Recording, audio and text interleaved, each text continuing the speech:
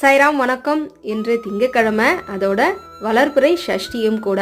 சஷ்டி திதியானது நாளை காலை 7:30 மணி வரையும் இருக்குங்க.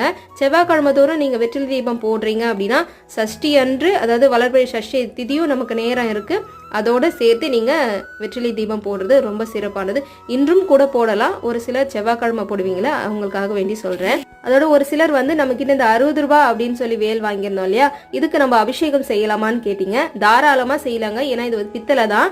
ஏன்னா இது ஒரு வாழைப்பழம் அப்படி இல்லைன்னா லெமனில் சொருகிட்டு அதுக்கப்புறம் தான் நீங்கள் அபிஷேகம் செய்கிற மாதிரி இருக்கும். ஆனால் தாராளமாக செய்யலாம். இன்றைய பூஜை சஷ்டி அன்னைக்கு நான் ரொம்ப எளிமையான முறையில் செய்து முடிச்சிட்டேன். கொஞ்சம் உடல்நிலை சரியில்லைன்றதுனால.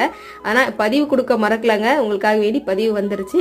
வள்ளி அம்மாவுடைய ரொம்ப சிறப்பான வழிபாட்டு முறையும் தைப்பூசத்தன்று நாம் எப்படி முருகர் வழிபாடு செய்யணுன்ற தெளிவான விளக்கத்தோட பதிவு கொடுத்துருக்கிறேன். மறக்காம பாருங்க. உங்களுடைய கேள்விகள் அனைத்திற்கும் நான் பதில் சொல்லியிருக்கிறேன்.